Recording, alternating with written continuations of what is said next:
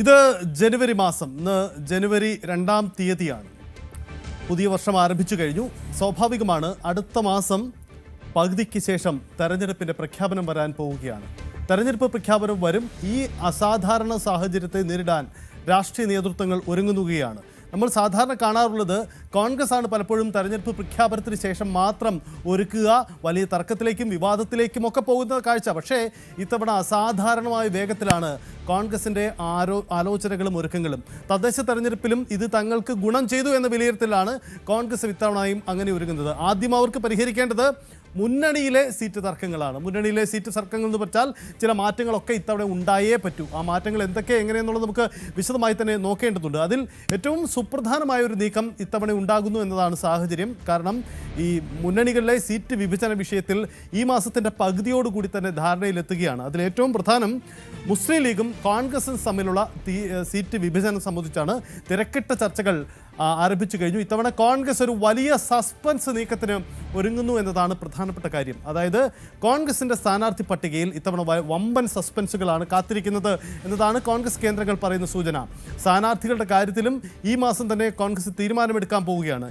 ഇത്തവണത്തെ സ്ഥാനാർത്ഥി പട്ടികയിൽ ഉണ്ടാവുന്ന കോൺഗ്രസിൻ്റെ ആ സസ്പെൻസ് എന്തായിരിക്കും? പതിവ് സീറ്റ് മോഹികൾക്കൊന്നും ഇത്തവണ സീറ്റ് കിട്ടിയേക്കില്ല എന്നതാണ് സൂചന. വയനാട് ബത്തേരിയിൽ നടക്കുന്ന കോൺഗ്രസിൻ്റെ ക്യാമ്പിന് ശേഷം തെരഞ്ഞെടുപ്പിൻ്റെ തന്ത്രങ്ങൾക്ക് അന്തിമ രൂപം നൽകും. ശ്രദ്ധിക്കുക, നിർണായകമാണ് വയനാട്ടിലെ കോൺഗ്രസിൻ്റെ ഈ ക്യാമ്പിലെ നീക്കങ്ങൾ എന്നത് വളരെ പ്രധാനപ്പെട്ട കാര്യമാണ്. യെസ്, നമുക്കിനി നോക്കേണ്ടത് എന്താണ് കോൺഗ്രസിൻ്റെ ഈ വമ്പൻ പ്രഖ്യാപനങ്ങൾ. സ്ഥാനാർത്ഥി പട്ടികയിൽ എന്ത് പ്രത്യേകതയാണ് കോൺഗ്രസിൽ നിന്ന് നമുക്ക് പ്രതീക്ഷിക്കാനാവുക എന്ന ചോദ്യമാണ്. നമുക്ക് വിശദമായി തന്നെ പരിശോധിക്കാം എന്താണ് കോൺഗ്രസിൻ്റെ ആലോചനകൾ. അതിലേക്ക് വരുമ്പോൾ നോക്കൂ, ഇത്തവണ പതിവ് സീറ്റ് മോഹികൾക്ക് ഇത്തവണ സീറ്റ് ഉണ്ടാവില്ല എന്നതാണ് പ്രധാനപ്പെട്ട കാര്യം. നമുക്കറിയാം, തെരഞ്ഞെടുപ്പ് വരുമ്പോൾ കോൺഗ്രസിൽ എപ്പോഴും സീറ്റ് മോഹികൾ ഉണ്ടാവും. അവരൊക്കെ വലിയ അവകാശവാദങ്ങളുമായി രംഗത്ത് വരും.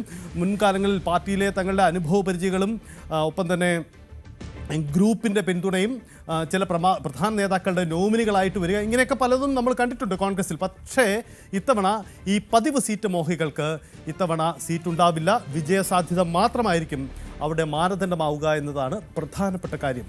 ഒപ്പം ഇതിൽ പ്രധാനമായി മാറുന്ന മറ്റൊരു കാര്യം കൂടിയാണ് ഈ ഹൈക്കമാൻഡിൻ്റെ കൃത്യമായൊരു നിർദ്ദേശം. അതായത് 50% സീറ്റ് പുതുമുഖങ്ങൾക്കും വനിതകൾക്കും യുവാക്കൾക്കും നൽകണമെന്ന കോൺഗ്രസ് ഹൈക്കമാൻഡിൻ്റെ ധാരണയുണ്ട്. അത് സംസ്ഥാന നേതൃത്വവുമായി പങ്കുവച്ചിട്ടുണ്ട്. അപ്പോൾ സമ്മിശ്രമായ ഈ സ്ഥാനാർത്ഥി പട്ടികയിൽ കടന്നു വരേണ്ട ഒരു പ്രധാനപ്പെട്ട കാര്യം 50% സീറ്റ് വനിതകൾക്കും യുവാക്കൾക്കും പുതുമുഖങ്ങൾക്കുമായി ഉൾക്കൊള്ളുന്ന, എന്നാൽ പരിചയസമ്പന്നരെയും കൂടി ഉൾപ്പെടുത്തുന്ന ഒരു സമ്മിശ്രമായ സ്വഭാവം ഈ പട്ടികയ്ക്ക് വേണ്ടി വരുമെന്നതാണ് പ്രധാനപ്പെട്ട കാര്യം.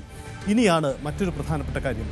നിലവിൽ കോൺഗ്രസിൻ്റെ എല്ലാ സിറ്റിംഗ് MLA-മാർക്കും സീറ്റുണ്ടാവും. ആർക്ക് ഒഴികെ ഒരാൾക്ക് സീറ്റുണ്ടാവില്ല. മറ്റാർക്കുമല്ല, രാഹുൽ മാങ്കൂട്ടത്തിന് ഇത്തവണ സീറ്റ് ഉണ്ടാവില്ല. അതായത് രാഹുൽ മാങ്കൂട്ടം ഒഴികെയുള്ള എല്ലാ സിറ്റിംഗ് MLA-മാർക്കും ഇത്തവണ നിയമസഭയിലേക്ക് മത്സരിക്കാം. അത് കോൺഗ്രസിൻ്റെ ധാരണയാണ്. അവിടെയും ചില മാറ്റങ്ങൾക്ക് കൂടി സാധ്യതയുണ്ട്. ആ മാറ്റം എന്താ എന്നതുകൂടി പ്രധാനപ്പെട്ട കാര്യമാണ്. നമുക്കതിലേക്ക് വരാം. എന്തായാലും ഒരു കാര്യം വ്യക്തമാണ്, കോൺഗ്രസിൻ്റെ നിലവിലുള്ള എല്ലാ സിറ്റിംഗ് MLA-മാർക്കും മത്സരിക്കാം. അതത് മണ്ഡലങ്ങളിൽ തന്നെ മത്സരിക്കാം. പക്ഷേ രാഹുൽ മാങ്കൂട്ടത്തിന് സീറ്റ് ഉണ്ടാവില്ല. രാഹുലിൻ്റെ വിവാദവും അതുണ്ടാക്കിയ സാഹചര്യങ്ങൾ നമുക്കുണ്ട് അറിയാം.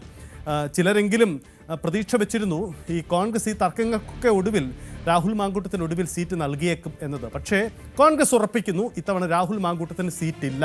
കാരണം രാഹുലിൻ്റെ കേസ്, അതിൻ്റെ നിയമ നടപടികൾ അത് ഏത് വഴിയും നീങ്ങിയാൽ പോലും ഇത്തവണ രാഹുലിന് സീറ്റില്ല. രണ്ട് കാരണങ്ങളാണ്. ഒന്ന്, രാഹുലിൻ്റെ കേസും നിയമപ്രശ്നങ്ങളും ഒരു വഴിക്ക്. മറ്റൊന്ന്, രാഹുൽ മാങ്കൂട്ടത്തിന് സീറ്റ് നൽകിയാൽ അത് മുന്നണിയുടെ പൊതുവിലുള്ള തെരഞ്ഞെടുപ്പിൻ്റെ ശോഭ കെടുത്തും. ഇതാണ് കോൺഗ്രസിൻ്റെ വിലയിരുത്തൽ. അതുകൊണ്ട് രാഹുൽ മാങ്കൂട്ടത്തിന് ഇത്തവണ സീറ്റ് ഉണ്ടാവില്ല എന്നതാണ് പ്രധാനപ്പെട്ട കാര്യം. ഒപ്പം ഒരു കാര്യം കൂടി പ്രധാനപ്പെട്ടതാണ്. അതെന്താ എന്നത് കൂടി ശ്രദ്ധിക്കുക. തൃപ്പൂണിത്തറയിൽ ഇത്തവണ കെ ബാബു മത്സരിക്കുമോ ഇല്ലയോ എന്ന കാര്യത്തിൽ ചില കൃത്യത ഉണ്ടായിട്ടില്ല. അതുകൊണ്ട് കെ ബാബു ഇല്ലെങ്കിലാണ് തൃപ്പൂണിത്തറയിൽ പുതിയ സ്ഥാനാർത്ഥി വരിക. അല്ലെങ്കിൽ കെ ബാബു തന്നെ തൃപ്പൂണിത്തറയിൽ മത്സരിക്കുമെന്നതാണ് കോൺഗ്രസിലെ ധാരണ. ഓർക്കുക, എല്ലാ സിറ്റിംഗ് MLA-മാർക്കും ഇത്തവണ മത്സരിക്കാം. പക്ഷേ അതിനപ്പുറം തൃപ്പൂണിത്തറയുടെ കേസിൽ ചില ആശയക്കുഴപ്പമുണ്ട്. അവിടെ കെ ബാബുവിന് ആരോഗ്യ പ്രശ്നങ്ങളുണ്ട്. അതുകൊണ്ട് കെ ബാബു ഇല്ലെങ്കിൽ മാത്രമേ പുതിയൊരാളെ അവിടെ മത്സരിക്കാൻ സാധ്യതയുള്ളൂ എന്ന കാര്യം കൂടിയാണ്. ഒപ്പം കഴിഞ്ഞ ദിവസങ്ങളിൽ ഉയർന്നു വന്ന കാര്യമാണ് ഈ കോൺഗ്രസിൻ്റെ തലമുതിർന്ന നേതാക്കൾ, അതായത് മുല്ലപ്പള്ളി രാമചന്ദ്രൻ, VM സുധീരൻ അടക്കമുള്ളവർ, ഇവരൊക്കെ നിയമസഭയിൽ മത്സരിക്കുമോ എന്ന ചോദ്യമാണ്. ഇവിടെയിൽ ഏറെക്കുറെ നമുക്ക് ഉറപ്പിക്കാവുന്ന കാര്യം മറ്റൊന്നുമല്ല, മുല്ലപ്പള്ളി രാമചന്ദ്രൻ മത്സരിച്ചേക്കും. അത് മലബാറിലെ ഏതെങ്കിലും സീറ്റിൽ മുല്ലപ്പള്ളി മത്സരിക്കാനുള്ള സാധ്യത തന്നെയാണ് കോൺഗ്രസ് കേന്ദ്രങ്ങൾ പങ്കുവെക്കുന്നത്. അതായത് മുല്ലപ്പള്ളി രാമചന്ദ്രൻ വരുന്നതോടുകൂടി മലബാറിലെ ഒരു കോൺഗ്രസിൻ്റെ ഈഴവ മുഖം ഉണ്ടാകുന്നു എന്ന പ്രധാനപ്പെട്ട കാര്യമാണ്. കോൺഗ്രസ് ആണ് സാമുദായിക സന്തുലിതാവസ്ഥ കൃത്യമായി അവർക്ക് പാലിക്കേണ്ടി വരും. അതുകൊണ്ട് തന്നെ മുല്ലപ്പള്ളി രാമചന്ദ്രൻ വരുന്ന ഒരു കരുത്താകും എന്നു മാത്രമല്ല, മുല്ലപ്പള്ളി ഒരു മുതിർന്ന മുഖമാണ്. പലപ്പോഴും CPM-ൻ്റെ കോട്ടകളിലൊക്കെ അട്ടിമറി സൃഷ്ടിച്ചിട്ടുള്ള ആളുമാണ്. വടകരയിലെ വിജയമൊക്കെ നമുക്ക് അറിയാം. അതുകൊണ്ട് മുല്ലപ്പള്ളി രാമചന്ദ്രൻ്റെ കടന്നുവരവ് കോൺഗ്രസിന് കരുത്തു പകരും. അതുകൊണ്ട് തന്നെ മുല്ലപ്പള്ളി രാമചന്ദ്രൻ സ്ഥാനാർത്ഥി പട്ടികയിൽ ഉണ്ടാവാനുള്ള സാധ്യത വളരെ ഏറെയാണ്. അന്തിമ തീരുമാനം ഉണ്ടാവേണ്ടിയിരിക്കുന്നു, പക്ഷേ മുല്ലപ്പള്ളി സ്ഥാനാർത്ഥിയായി ഉണ്ടാകും. ഇത്തരം ഒരു സസ്പെൻസ് കൂടി നമുക്ക് കോൺഗ്രസിൻ്റെ സ്ഥാനാർത്ഥി പട്ടികയിൽ നിന്ന് പ്രതീക്ഷിക്കാം. ഒപ്പം ഒരു കാര്യം കൂടിയുള്ളത്, ഈ മാസത്തിൻ്റെ പകുതിയോടുകൂടി പ്രാഥമിക ധാരണ ഈ മുന്നണിയുടെ പട്ടികയുടെ കാര്യത്തിൽ കോൺഗ്രസ് ഉണ്ടാക്കുമെന്നതാണ് നിലവിലുണ്ടായിരിക്കുന്ന ധാരണ. അതായത് ഓർക്കുക, കോൺഗ്രസ് ഒരു സുപ്രധാനമായ പ്രഖ്യാപനങ്ങൾക്കും പരീക്ഷണങ്ങൾക്കും ഒരുങ്ങുകയാണ്. ഇവിടെയെല്ലാം വിജയസാധ്യത എന്ന മാനദണ്ഡമാണ് മുൻനിർത്തുന്നത്. വിജയസാധ്യത മുൻനിർത്തിയുള്ള നീക്കങ്ങൾക്കും പരീക്ഷണങ്ങൾക്കുമാണ് ഒരുങ്ങുന്നത്. അവിടെ പരിചിത മുഖമാണോ അതല്ലെങ്കിൽ മറ്റു സാധ്യതകളുണ്ടോ എന്നതൊന്നും നോക്കില്ല, മറിച്ച് അവിടെ വിജയസാധ്യതയാണ് നോക്കുന്നത്. പക്ഷേ സിറ്റിംഗ് MLA-മാർക്ക് എല്ലാവർക്കും സീറ്റുണ്ട്. തൃക്കാക്കരയിലെ ഉമാ തോമസ് പോലും ഇത്തവണ സീറ്റ് ഉറപ്പിച്ചു കഴിഞ്ഞു എന്നാണ് കോൺഗ്രസ് കേന്ദ്രങ്ങളിൽ നിന്ന് വരുന്ന സൂചന എന്ന പ്രധാനപ്പെട്ട കാര്യം കൂടിയുണ്ട്. എന്താണ് കോൺഗ്രസിൻ്റെ ഈ ആലോചനകൾ, അതിൻ്റെ പ്രത്യേകത എന്നുകൂടി നമുക്ക് പരിശോധിക്കാം. ഇതിൻ്റെ സാഹചര്യം എന്താണ്, കോൺഗ്രസിൻ്റെ ആലോചനകൾ എന്തൊക്കെ, ഏത് രീതിയിൽ പോകുന്നു എന്ന കാര്യം കൂടി നമുക്ക് പ്രേക്ഷകരിലേക്ക് വിശദമായി തന്നെ പരിശോധിക്കേണ്ടി വരുന്നു. ഡാൻ കുര്യൻ എനിക്കൊപ്പം ഉണ്ടാകും. നമുക്ക് എന്താണ് ഈ സാഹചര്യം, കോൺഗ്രസിൻ്റെ ആലോചനകൾ ഏതു തരത്തിൽ എന്ന കാര്യം കൂടി പരിശോധിക്കാം. ഡാൻ കുര്യൻ കൂടി എനിക്കൊപ്പം ചേരുന്നുണ്ട്. യെസ്, ഡാനിലേക്ക് വരാം. യെസ്, നമുക്കെന്തായാലും കോൺഗ്രസിൻ്റെ ഈ ആലോചനകളിലെ പ്രധാനപ്പെട്ട കാര്യം, ഈ ആലോചനകൾക്ക് ഒടുവിൽ കോൺഗ്രസ് എത്തുന്ന ഏത് വഴിക്ക് എന്നതൊരു പ്രധാനപ്പെട്ട കാര്യം കൂടിയുണ്ട്. നമുക്കതിലേക്ക് പോകുന്നതിന് മുമ്പ് മറ്റൊരു പ്രധാനപ്പെട്ട കാര്യം കൂടി നോക്കാം. മറ്റൊന്നുമല്ല, കോൺഗ്രസ് ഇത്തവണ മറ്റൊരു പരീക്ഷണത്തിന് കൂടി തയ്യാറാകുന്നു എന്നതാണ്. എന്താണ് ആ പരീക്ഷണം?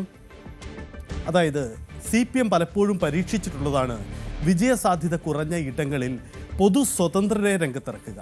പൊതു സ്വതന്ത്ര രംഗത്ത് വന്നു കഴിഞ്ഞാൽ ആ മേഖലയിൽ ഒരു അട്ടിമറിക്ക് സാധ്യതയുണ്ട് എന്ന ഇടതുപക്ഷത്തിൻ്റെ കണ്ടുപിടുത്തമാണ്. ഇടതുപക്ഷം തെരഞ്ഞെടുപ്പ് പരീക്ഷണശാലയിൽ വിജയിപ്പിച്ചെടുത്ത ഒരു തന്ത്രമാണിത്.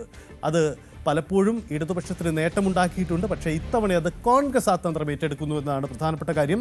ചില മണ്ഡലങ്ങളിൽ സസ്പെൻസ് എന്ന് നമ്മൾ തുടക്കത്തിൽ സൂചിപ്പിച്ചതാണ്. ചില സസ്പെൻസ് സ്ഥാനാർത്ഥികൾ കടന്നു വന്നേക്കാം. അത് ചില സാമൂഹിക പശ്ചാത്തലമുള്ള പൊതുമണ്ഡലത്തിൽ അറിയപ്പെടുന്ന സ്വീകാര്യതയുള്ളവർ ഈ തരത്തിൽ സ്ഥാനാർത്ഥിയായി വരാനുള്ള സാധ്യത നിരവധിയാണ്. സ്വതന്ത്ര പരീക്ഷണത്തിന് ഇത്തവണ കോൺഗ്രസും വിജയസാധ്യത കുറഞ്ഞ ഇടങ്ങളിൽ പൊതു സ്വതന്ത്രരെ മത്സരിപ്പിക്കാനാണ് നീക്കമുണ്ടാവുന്നത് എന്നതാണ് പ്രധാനപ്പെട്ട കാര്യം. ഈ പൊതു സ്വതന്ത്രർ എന്ന് പറയുന്നത് നമുക്കറിയാം, ഈ പൊതുവിൽ ഇടതുപക്ഷത്തോടൊപ്പമാണ് ഈ സാംസ്കാരിക രംഗത്തുള്ളവരുടെ ഒരു സാന്നിധ്യം പൊതുവിൽ ഉണ്ടാവാറുള്ളത്. പക്ഷേ ഇത്തവണ അത് തിരികെ പിടിക്കാനുള്ള UDF-ൻ്റെ തന്ത്രമാണ്. ഇത്തവണ സാംസ്കാരിക രംഗത്തുള്ള പ്രമുഖരെ തേടിയാണ് കോൺഗ്രസിൻ്റെ നീക്കമുണ്ടാവുന്നത് എന്നതാണ് പ്രധാനപ്പെട്ട കാര്യം. പരമ്പരാഗത ഇടതുകോട്ടകളെ ഈ സാമൂഹ്യ രംഗത്തെ പ്രമുഖരെ തേടി കോൺഗ്രസ് നടക്കുകയാണ്. ഒപ്പം ഇടതുകോട്ടകൾ പിടിക്കാനുള്ള ഒരു പുതിയ തന്ത്രം കൂടിയായിട്ടാണ് ഇത് മാറ്റുന്നത്. ഈ സ്ഥാനാർത്ഥി പട്ടികയിലെ സസ്പെൻസിലേക്ക് നമ്മൾ പറയുമ്പോൾ ഏറ്റവും പ്രധാനപ്പെട്ടതായി കൂടി മാറുന്നത് ഈ